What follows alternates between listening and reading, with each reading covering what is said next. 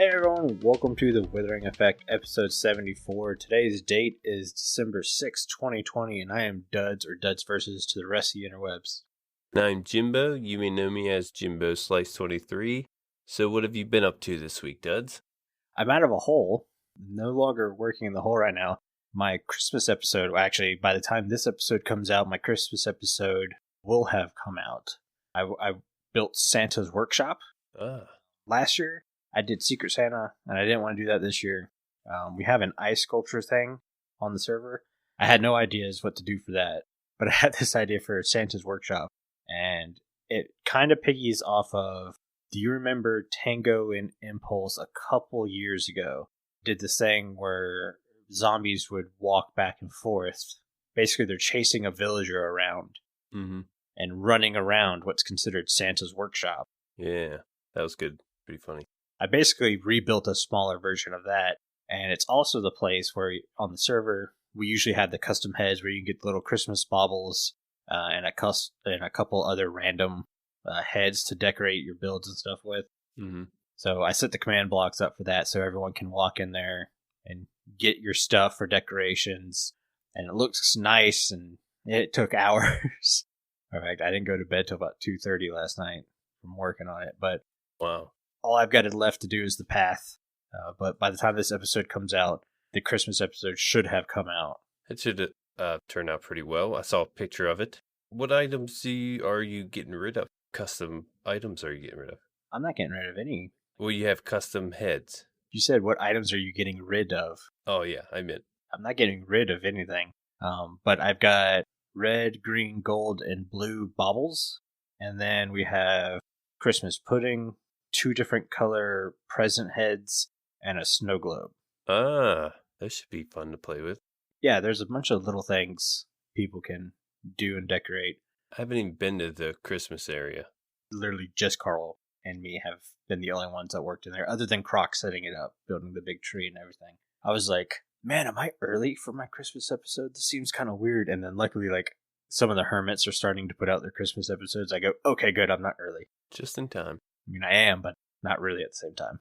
Yeah, other than Santa's workshop, I ended up beefing up my controller. We talked about this on the half stack, but I've got a keyboard attached to my controller now, along with an extra set of 4 buttons, and they didn't really want to work together. There's not enough space on this tiny controller for all these accessories, so I had to take a Dremel tool and some files and cut some plastic and smooth it out and do some sandpapering to get everything to fit well. Like, the keyboard comes up through the bottom and the buttons come down from the top. So it's nice because the buttons like tuck into the keyboard now because there's a little hole where there's just air, no components there. I was like, well, watch this. And I cut a hole into the keyboard, and now the plastic tail pieces for the buttons slides into the keyboard. So everything like holds on to each other, and it put some weight to my controller. Wow. Yeah, if you guys don't know, Duds isn't just an engineer in Minecraft. He's an engineer in real life. Nah, this was just taking Dremel tools to stuff. There's no engineering involved with this. I went, Well, a little bit. Unscrewed it. I went, okay, there's no circuitry behind this plastic wall. Cut it. Gzzz. That's all it was. But I am a controller player, and I need a controller. And basically, I just decked it out to the max capabilities a controller can. So hopefully, we'll see how that goes. Yeah, sounds cool. I'd like to see it if you have a picture. I do have a picture. Maybe put it up there. Yeah, I'll post it in chat. Of course, everyone in the Discord's going to be like, why is he posting a picture of his controller? And then they're going to finally hear the show 4 days later and go, oh, that's why. They're going to want that controller, probably. Nah, no one can have it. It's mine. It's one of a kind. It is one of a kind. But yeah, what about you? What have you been working on this week? I finally built my Pillager Outpost Iron Farm. Yeah, you did. Which is the reason why I haven't been to the Christmas area yet. Been putting a lot of work in there. The thing is, I built the thing and built the thing over and over because I kept killing the zombie for some reason. I got everything where it needed to go. I even had like golems spawning and stuff. And I came back at one point. You'll see this in the episode, but I'll run through it real quick. My new episode, that'll be coming out. I had a bunch of golems there, and the pillagers couldn't keep up. There were some wandering around where if a pillager would spawn, they would just get bombarded by 47 golems. There were no match. Dang. So I had to go in there and try to clean them up. And they're in a water stream. That's where they collect. So I was dropping TNT in there, and I went to drop a TNT, and it fell onto the trapdoor with the zombie and blew the zombie up, blew up some villagers. It was a mess, but I was able to get everything back where it needed to be, got the zombie back in there. The thing works. We upgraded to 1.16.4 recently on the server, and it's actually working better. I think it's, I don't know, the zombie's range or the villager's range. Can see the zombie better now. I think it was 1.16.3, and they reworked a little bit of the AI for some mobs. Mm-hmm. The tracking? Yeah, and it was mainly just to kind of fix a couple desync where a mob should be tracking this other mob, but it wouldn't. It'd think there was a wall in front of it, and they just kind of fixed that. So I'm sure that has something to do with what you're talking about. Yeah, it definitely works a little bit better now. I have 4 stalls, 3 villagers in each, except one of them has 1 in there now, and one of them has 2. The other ones still have 3, and it seems to be working fine. I'm not going to mess with the villagers unless I really want to, I don't know, fix the base area to where it's supposed to look with more villagers. Maybe towards the end of the season I'll get it up and going, but I'm getting plenty of iron. I would take the 1 villager you have by itself and move it next to the 2, because I can almost guarantee you that 2 farm is not working correctly. Probably not. And since you already have 1 down there anyways, just like straight up defunct that 1 quadrant. Be like, yeah, and just kind of move that other one over. It shouldn't be too hard seeing your setup. The hardest part is not falling in with all the pillagers. Yeah, that, and when I get platforms to move villagers, or the golems will spawn there, and if I'm too close to the zombie, the golem will make a beeline for that zombie. So I'd kind of have to move him away from the zombie and around to the other 2 villagers. I can do that. That's not a bad idea. Probably going to have to. Besides that, I've been working on this episode. Crock helped me get everything in place. I got the villagers. We did a little collab to get everything where it needs to be. He helped me kind of polish things up with the farm, his knowledge and my knowledge. Mm-hmm. And the villagers being villagers, we weren't too sure about what we were doing. But we were able to figure it out in the end, and it ended up really good. By the way, the whole me blowing up the zombie and the villagers and half the farm, I didn't catch on camera. That's why I'm explaining it. Yeah, I was kind of like, I showed a little bit of clips of me throwing TNT down. Mm-hmm. And you'll notice when I light the TNT, I couldn't drop it. I didn't have anywhere to place to drop it. So I place it on the side of this trapdoor, and it would stick there, and then I'd light it, and it dropped down. But when it drops, it does like a little popping motion. It goes up just a little bit and then falls down. It went up and landed on that trapdoor, and I started freaking out. I should have got on camera, but yeah, it was pretty funny. I freaked out. Oh, I'd love to see that. Yeah, I really wish I would have. But that's been my week, pretty much. Well, should we go ahead and hop into some Minecraft news? Yep. Snapshot 20W49A. We've got 2 new features added to Snapshot, and that is the Dripstone Cave biome. Now, it's not going to naturally spawn, from what they said, but you can get all the little features and stuff that come with it, and they've added the Sculk Sensors, finally. Mm-hmm. Those are really cool. Yeah, we're going to be talking about all this more in the main topic. I have some technical changes. A new game event system has been implemented to support Sculk Sensors detecting vibrations. World height related values are now exposed for customized worlds. That's cool. Removed the max build height server setting. Yep. Also great. Added occludes. Is that right? Occludes vibration signals block tag. I couldn't pronounce it either. Yeah, includes. I know what that means. Anything in this tag will occlude vibrations and inherit wool tag entities by default, and new particle types, vibration, and dust color transition. Dust color transition. Indeed. I don't know what that means. We know what the vibration is. We've seen that on the Sculk sensor. Yes. Yeah, I haven't got to mess with anything yet. I've watched a couple videos explaining what these things do. Very technical block here. Got a very technical block. Yeah, it's basically Bluetooth for Minecraft. Right, yeah. It's like the wireless redstone we've been waiting for. Mm-hmm.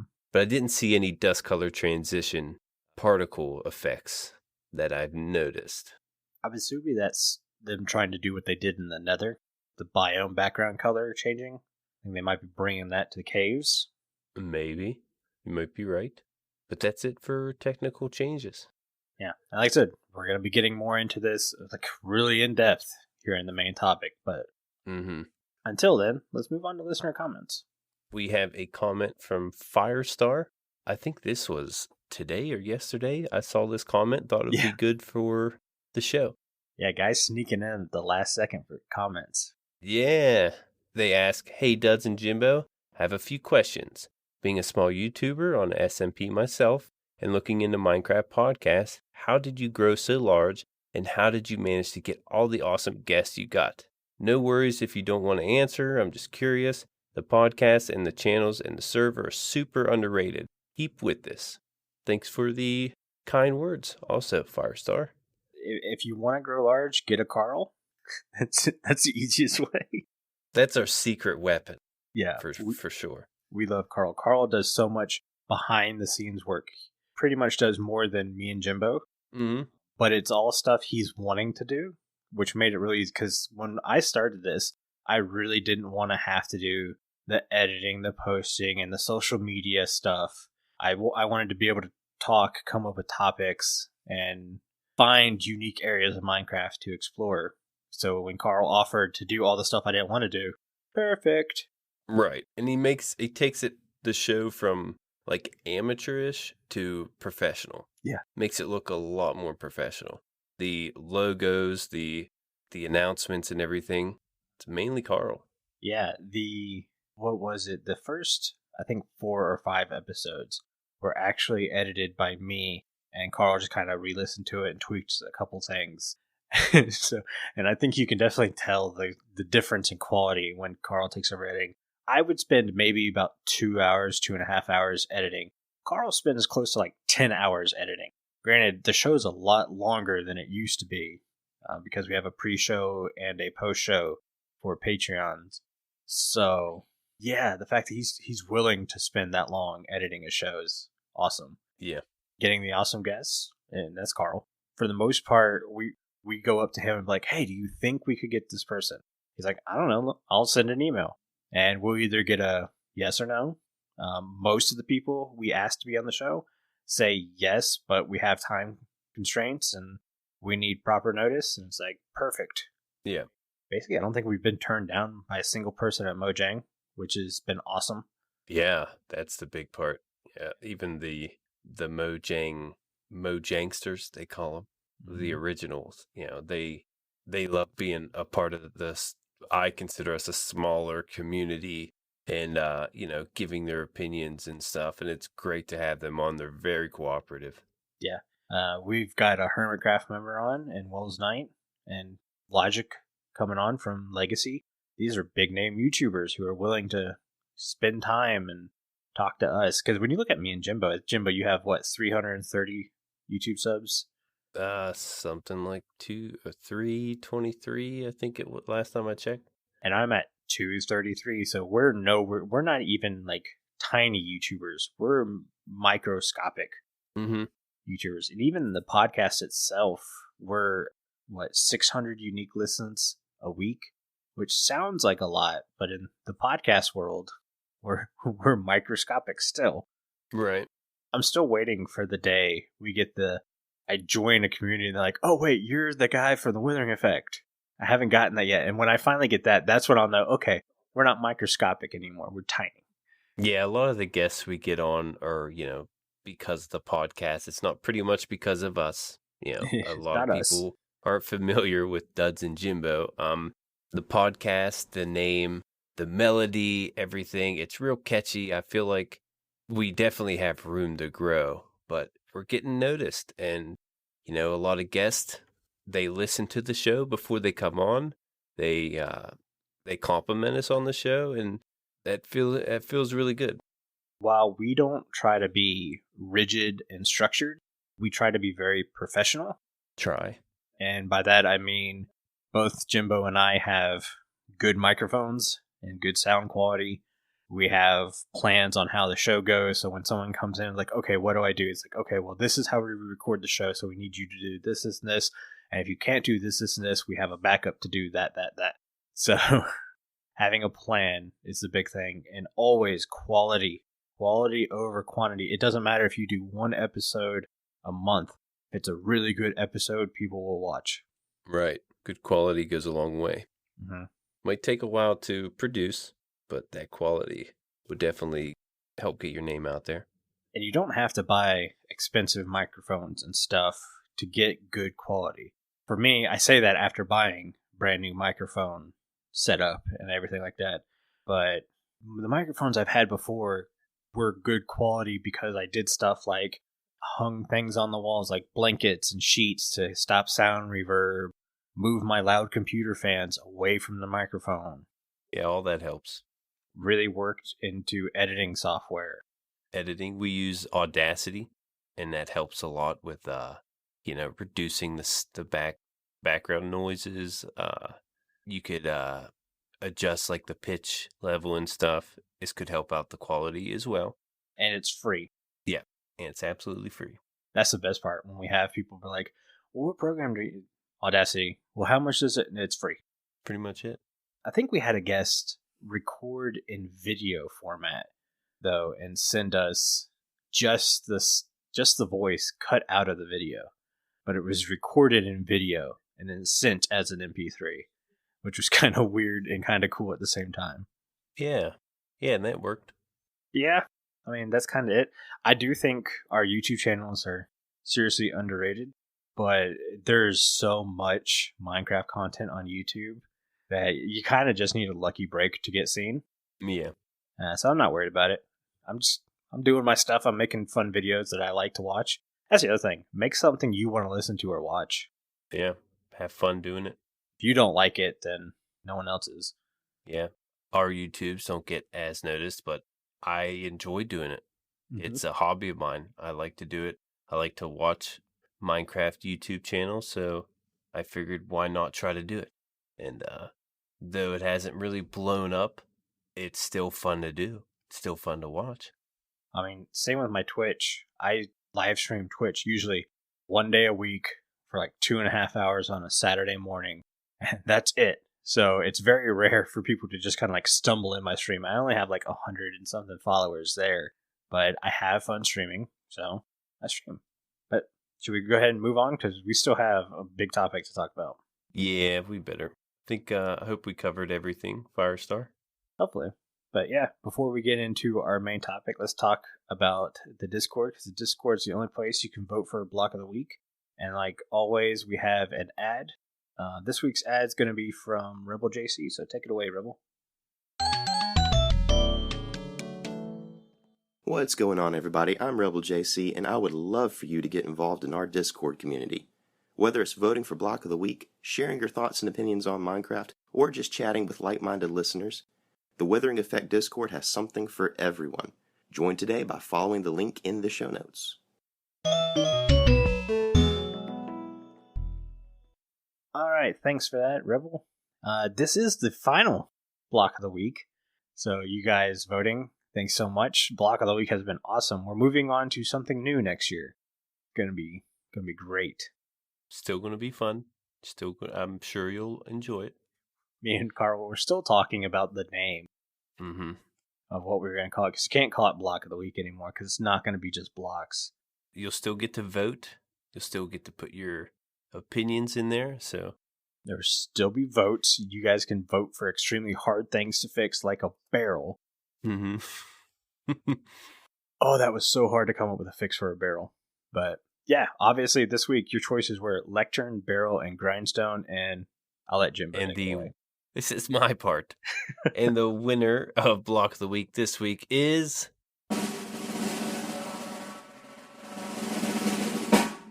barrel, if you haven't guessed it. Yeah. Grumpy Duds is back for the final episode of the year.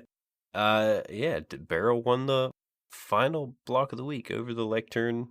Not even close. Yeah, the Lectern had 14, 12 for the Grindstone, Barrel with 36. Another blowout. I had so much for a Grindstone. I was like, the Grindstone's going to win this one. I got this one. Nope. Yeah, Grindstone could have a few improvements. Lectern as well. Barrel, yeah, again, that's a pretty difficult one. Before you improve it, a couple things on the barrel. It is made with 6 of any wood planks and 2 of any wood slabs. Serves as a fisherman's worksite.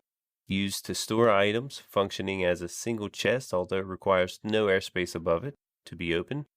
Generates naturally in villages, and is mined with an axe, but doesn't break if you mine it with anything else. And that's it. That's all I got for the barrel. Yeah, so let's go over how the barrel is better than the chest. Okay. One, it's got a cooler texture than the chest. Though I wish it was a little bit more 3D and just a little bit more rounded. Yeah. But its square shape, I'm fine with it. It doesn't bother me at all. It'd be cool if it was more rounded, but even though it's not, I think the texture is awesome. It's cheaper than a chest. Mm-hmm.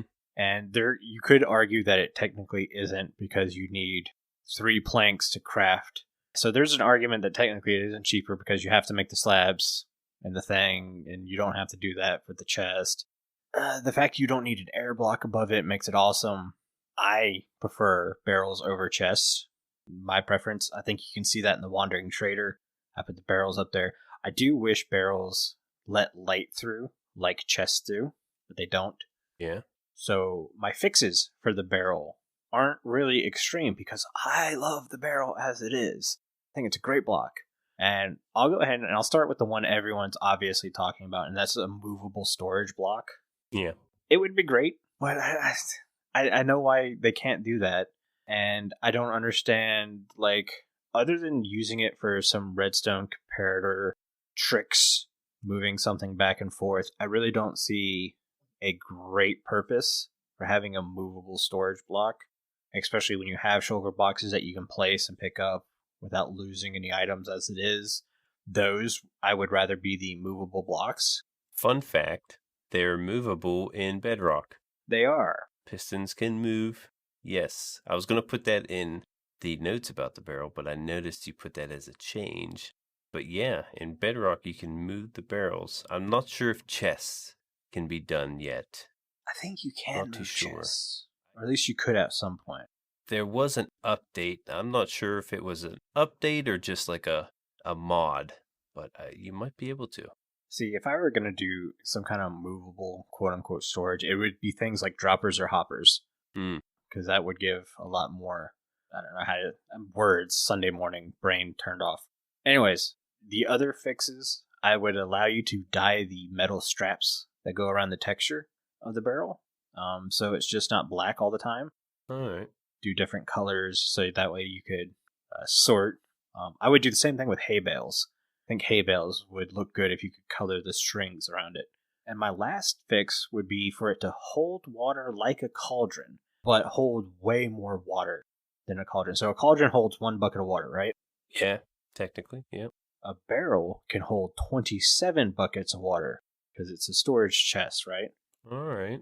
Well, I'm thinking you should be able to click on the barrel to quote-unquote waterlog it and slowly fill the barrel up 27 slots. Okay. Yeah, I was wondering what you meant by it. Which has redstone features. Because do you remember the time when you're having to build a witch farm and you needed a cauldron that had like 4 levels of water in it or 3 levels of water in it, and you had to put a roof over it so it didn't fill up from the rain just to work some redstone magic? You remember that at all? I never built one of those. Okay. Thank God. Yeah. I'm thinking, well, imagine having a bigger version of that and just the same small block. And plus the texture would look really cool, having a barrel looking like a cauldron holding water. Yeah. Obviously, you wouldn't want a barrel holding lava because it's a wooden barrel. It should not be able to hold lava. Right. the one thing I don't like about the barrels is how you place them side by side and you kind of lose track of where one starts and one begins. Now, you can go up close to it and see, it'll kind of outline for you. But I always didn't like that fact about the barrel. If you could dye the straps, you could separate them that way. But I usually try to stagger them. It is a good looking texture for builds to do it that way, to make them to where they kind of blend in with each other. Could make a nice texture for a wall or something. Yeah, that's exactly what I was just getting ready to argue. So. Yeah, that looks really nice. But to use them as like a storage, I'd rather go with the chest than a barrel. I usually don't use barrels. I like for them for aesthetic reasons, for like shops. But usually I go with the chest for my storage. Well, an easy way, if you need to stack them side by side and vertically, you could obviously rotate them because it is a direction-dependent placed block. Yes. And say you literally just want that front-facing look, you can put one forward and one reverse, and you'll get that squared checkerboard look, and you could tell that way. Or you can do vertical and horizontal. Yeah, that's the beauty of it. You can direct them, unlike some other blocks. Yeah, but I love the barrel. It is my favorite storage box, even more than shulker boxes. Don't get me wrong, the game would just crash without shulker boxes now. Minecraft is dependent on shulker boxes now, but I love barrels. They're that quirky storage component stepchild that's awesome. Yeah, I'd rather take a chest over a barrel, but I think, like you said, if you added some 3D textures, it would make a way bigger difference. Look a lot nicer. The roundedness, I think, would look cool, but again, it's Minecraft. Yeah, a little bit of 3D would give it a little bit of round looking texture. Yeah, even if you didn't want to round it and you wanted to keep that squared look, just adding a little bit of 3D, maybe like a little lip for the lid, maybe a little bit of a groove for in between the planks of the barrel on the side. That's all you really need. And I hope Minecraft kind of goes in that direction. I don't think they do. And I know there are texture packs that gives me that option. And if I'm playing on a single player world, I'm all for those texture packs. I'm going to do that like crazy. But because it's an SMP, I want people to see my builds how I see my builds. So I try to build with a texture pack that I know most people will be using. Same here. But should we go ahead and move on to the main topic? Yeah, that's all I got. All right, so this is from the snapshot, and we're going to just bounce back and forth, covering each section. And mind you guys, this is the same thing from Minecraft.net. So they just copy and paste the notes, and we're going to talk and go over it. So if you want to keep up, links in the description. But yeah, Dripstone Cave biomes. This comes with a little warning. This biome does not generate naturally yet, since it is designed for the upcoming larger caves. However, if you want to see the biome in the current caves, you can create a single biome world with Dripstone Caves. So you can actually see it spawn in there, not just the components like I said earlier. So I was a little bit wrong with that.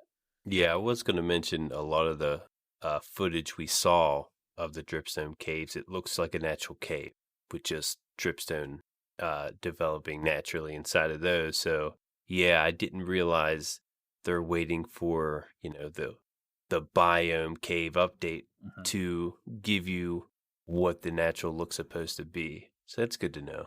Yeah, was it Lady Agnes today tweeted a picture where she was working on the Lush cave spawning out, and I guess something went wrong, and basically it took up the entire desert.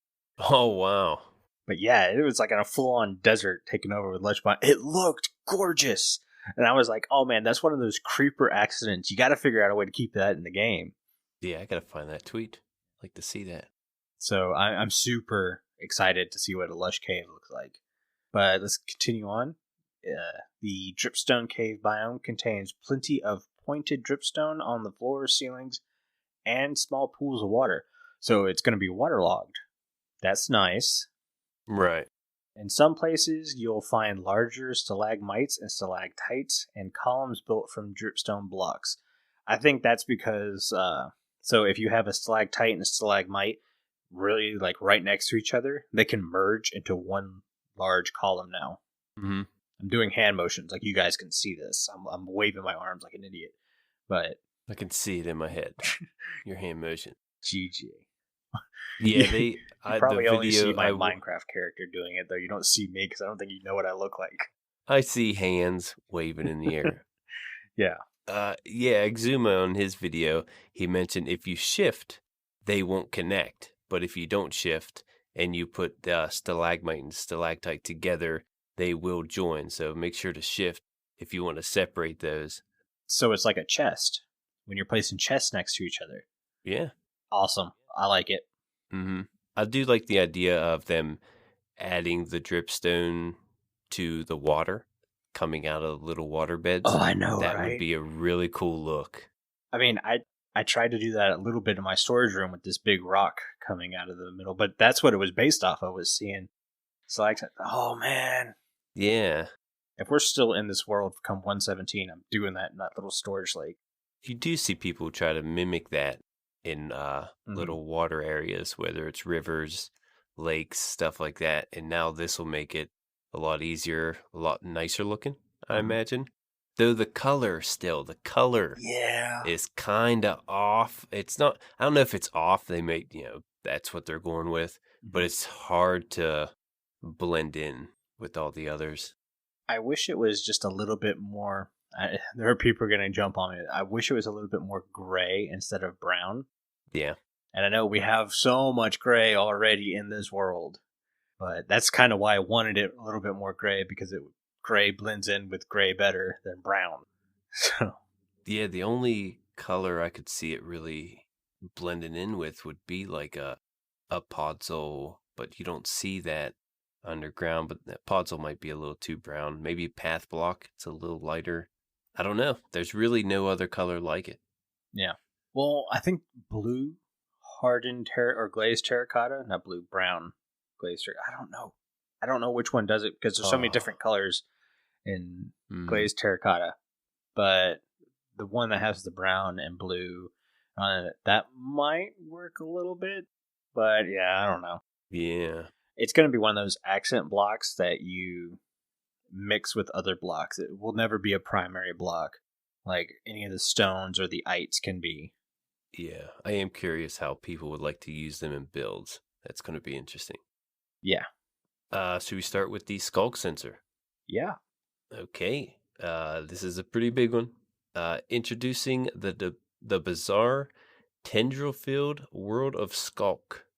Prepare for Sculk sensors to creep you out with their unique ability to detect vibrations nearby. A vibration is anything that causes physical motion. If you're careful, there are some motions that are undetectable to sensors by sneaking. These sneak-friendly vibrations currently include walking, falling to the ground, or throwing/shooting projectiles. Sculk sensors will not listen to vibrations that are directly created by other Sculk sources. That's pretty big.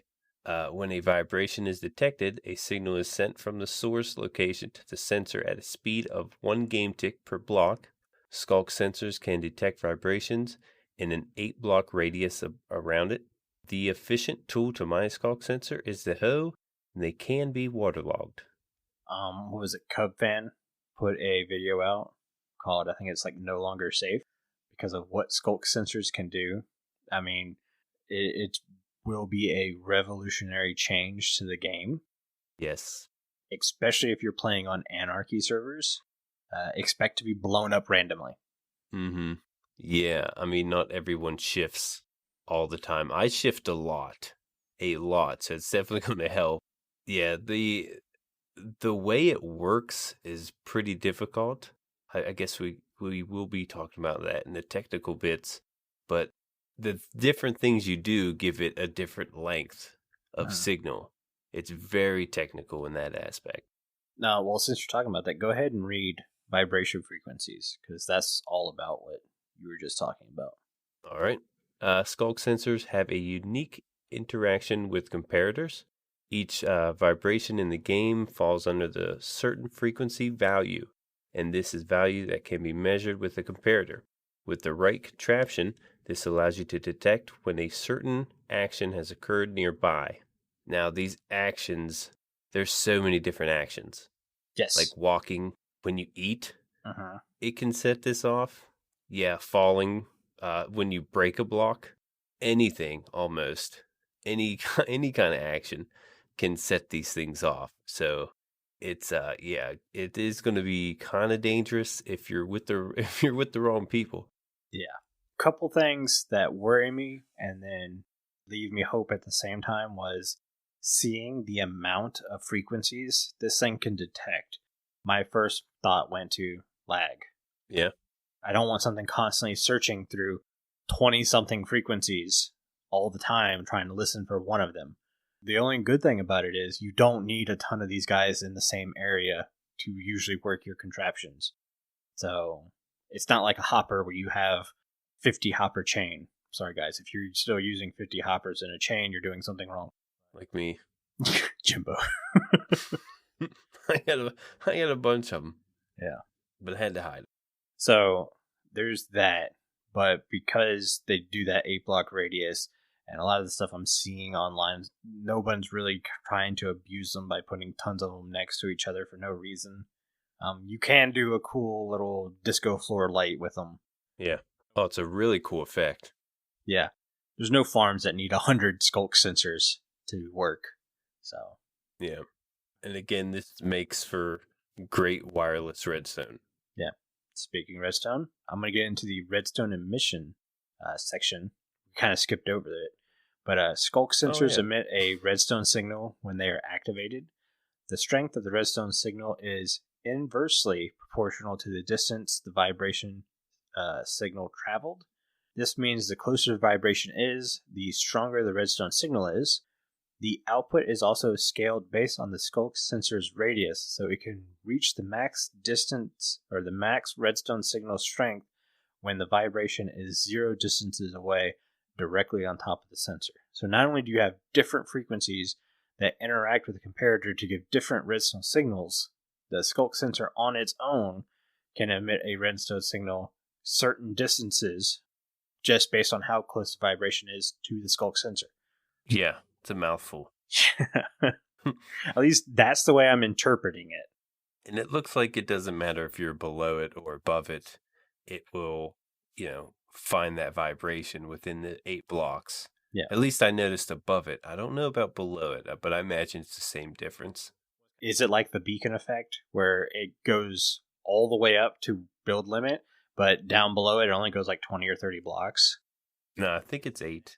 Yeah, well, it says 8 blocks radius. They mean hopefully on every side is 8 blocks and not like, well, underneath it's only like 4. I'm hoping it's 8 all the way around. Nice and circular. Or spherical. I think it is. If not, like you could send a redstone signal up and down infinitely. Yeah. Like if you were to power a piston 50 blocks below it, that Sculk sensor would hear it and set your contraption off. I mean, that would be useful, but... I don't mean literally like a beacon. Yeah, okay. Just the fact that the beacon's ratio isn't the same up and down as you would think it would be. Yeah, it's not a circular thing. I can't think of the word. But with Sculks not able to set off other Sculks, that's a little confusing because you hear it say that, but when I see it in action, it definitely looks like Sculks are sending signals to other Sculks, and they're going off. I don't know. I see it different. I think like it's kind of like a wave from the person. Like it's not reaching that Sculk until... Like I noticed a player would walk through a bed of Sculks, and the first one next to him would go off, and then the next one, and the next one. I think his vibration is just reaching the further ones a little bit longer. It takes a little time to reach them. I could be wrong. Maybe the video I saw was old, but it was literally a void world with a Sculk sensor, and then another Sculk sensor 8 blocks away, and then another Sculk sensor another 8 blocks away. And they hit one Sculk sensor, and then the other one went off, and then another one off, and it was just a chain reaction all the way through. Mm. And it could be that it's an old video, and they've changed how that works now. Yeah, I think that was an older one. Because I remember someone putting a video out how Sculk sensors would work. They did a mod on it. And I think it was on Twitter. There's a comment think King B Dogs actually commented and said, well, it doesn't actually work like that, but that's a really cool mod, a really cool idea. And I think that's what he meant. Sculk Sensors setting off other Sculk Sensors would obviously cause a just constant vibration fight as it is, so. Mm-hmm. Well, no, it said earlier, I know people are going to be yelling, Jimbo just mentioned Sculk Sensors will not listen to vibrations that are directly created by other Sculk sources. I get that, but I saw a video that argued opposite, so talked it out, we hashed it out. But now we have wool occlusion. There's that word again. That's that word again. Wool has a special interaction with Sculk Sensors. If a wool block is in the way of a vibration source, the sensor will not be able to detect it. This is so cool. Yeah. And it gives wool a redstone feature. It's awesome. Yeah. And I was kind of worried because you didn't see it at the beginning. I didn't know.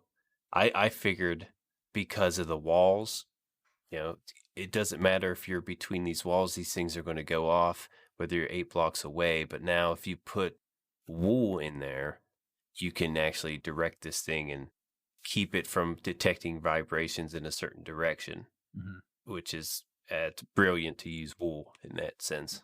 My first thought in all of this was, say you have an underground bunker base. If you surround your underground bunker base in wool, then you could put Sculk Sensors underground around your base and have redstone wired to a bunch of redstone lights. That way you can move around your base and not have to worry about setting off these skulks. But if somebody is walking around where your base is, you'll know they're there. Yeah, the whole vibration thing added to Minecraft is going to be awesome. Yeah, I love it's it. a game changer. It's like bringing the elytra to adventuring. Mm-hmm. But now it's going to redstone. Now, I noticed in Exuma's video, he was kind of diagonal to the Sculk sensor, and he put a wool block kind of in front of it, but halfway in front of it. And depending on which side the wool block it was on, it would block it or let it through. So I don't know if that's a bug, but for instance, if you're right diagonal to it, 2 blocks away, and you put a wool block to the northwest, it may or may not detect it. Let's say it detects it. The other side won't. It'll block it. Yeah. So that's something it needs to work out with, I don't know, detecting the vibrations around it. I wouldn't call it a bug. I would call it exactly what it's supposed to do. It's a blocky world. Diagonals and circles and spheres aren't perfect in this world. So yeah, I understand it. And to me, it's like, well, you want it to work all the time for a redstone contraption. It's like, well, you got to design the redstone contraption to work 100% of the time. And you wouldn't be trying to do something diagonally in redstone anyways, because redstone can't travel diagonally. Well, until now. Yeah, if you're just sensing something walk around, then it's going to do its thing. If you want to sense somebody eating stuff, it's still going to do its thing. I don't know. I wouldn't necessarily call it a bug or anything. I would call it a chance to learn more about the block and what features it can actually do. It could. Yeah, it's a weird one. If you happen to see it, it's not easy to explain, but I understand why that you would think it's a bug. Yeah. So should we jump into the technical bits? Yeah. That we kind of talked about a little bit. Sculk sensors have a cooldown period of 1 tick after being placed or after detection. During the short cooldown period, it cannot detect vibrations. This is to prevent it from activating itself when the contraption it is powering is being unpowered. Make sense? It's all the technical bits. I mean, it's a lot more technical than that, but yeah, that's a little part of it. Well, knowing that there's a cooldown is kind of a big thing, so. Yeah. Well, moving off Sculk Sensors, we have some changes in 20W49A. So the fullness of a bundle now shows up regardless if you have the advanced tooltips on or off. I would kind of prefer it on advanced tooltips, because if you wanted it off, you had the ability to turn it off. Yeah, it's nice to have that option. but I would probably keep it on Yeah. if it were me. I mean, my advanced tooltips is always on anyways, but it's always nice to have the option to turn stuff off. I didn't know there was an advanced tooltips till I accidentally pressed a button.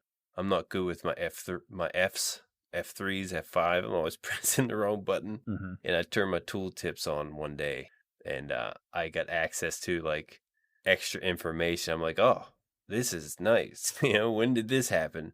Here, I did it by accident. I think advanced tooltips really helps with the people who, like, when their tool gets halfway down and they're just barely into the yellow, and they go, oh, I got to go repair this tool. It's like, no, pull up advanced tooltips. It tells you how many how much durability you really have left. Don't worry, you got a while. Yeah, that was the one thing I liked about it that I couldn't figure out. How are people able to see that if I can't see it? How do I get that? And that's how.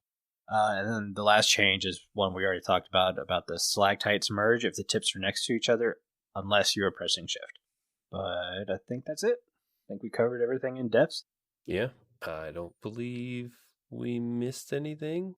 Like we said, we haven't really got to play with it. We did watch a little bit of footage, and it's a game changer. The Sculk Sensors, that is. It's going to be a lot of fun. Definitely. There was a bug with the dripstone, I noticed. If you had, it was fixed. Yeah, well, I'll cover that right now. Bug fix. Dripstone, if there was a 2-block gap between the dripstone and the cauldrons would not fill up. That's been fixed. Suma mentioned that on his video. His cauldrons would not fill up. He thought he was getting unlucky. Here, there's a bug. There's a 2-gap distance between the two. Wouldn't work. Gotcha. A little announcement we have before we end this episode. This is our final full episode of the year. Carl will be here on the 30th with a special Best of 2020 episode. We'll be back on January 6th with the last block of the week improvements, and we'll reveal its replacement. So stay tuned for that. Oh man, so I was wrong. So the barrel wasn't the last block of the week. No. We'll do one more on the 6th. I know what we're doing for the last block of the week. I won't spoil it. I'll let you guys wait. What? Until January. Well, if you're in the Discord, you'll know before January. I don't know what it is. I know what it is. You can tell me later, I guess. You guys can keep it from me. I don't even know. I'll tell you after the show. Maybe I do. I think you do know. You just forgot. Probably. But that's going to do it for the show today. But before Jimbo reads us out, I want to say a huge thank you to all of our patrons who are supporting the show. 2020 has been awesome for you guys. Or not awesome for you guys. Awesome for us, for you guys. So you guys have been awesome. Let's put it that way. Yeah. Our definitely. milk level patrons are Aubni, ChiefBigBear, Crock, FragileRock, ohbeep, StoneFigure, TheOfficialCCL, viperoustuna, and YDYT. That list gets a little bit longer, and it's awesome. Thank you so much. I feel like it does. But if you too would like to get access to exclusive benefits and hours of extra content each month, please consider joining at patreon.com/thewithering effect. And trust me, there is hours of extra content each month. Me and Jimbo just recorded the half stack 2 days ago. Yeah, covering our top 5 comedy shows we like to watch. It's pretty entertaining. Yeah. If you guys want us going off topic, that's where to go. The half stack's really fun for that. We do that a lot there. If you like this episode, you can share it with all your friends and on social media. If you listen on Spotify, follow us or if you listen on Apple Podcasts, leave us a nice review. Doing any of these really helps the show reach more listeners. Man, we're blowing these outros. If you'd like to get in contact with us, send an email to podcast@thewitheringeffect.com. Tweet us, leave a voice message, or join our Discord where you can have a chat with everyone who works on the show and fellow listeners. All the links will be in the show notes.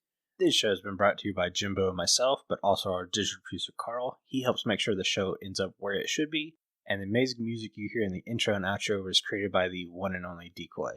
Everyone's social media info can be found in the show notes, and as always, you guys have been so awesome. Thanks for getting withered with us. You should probably go drink your milk now. Bye. See you guys.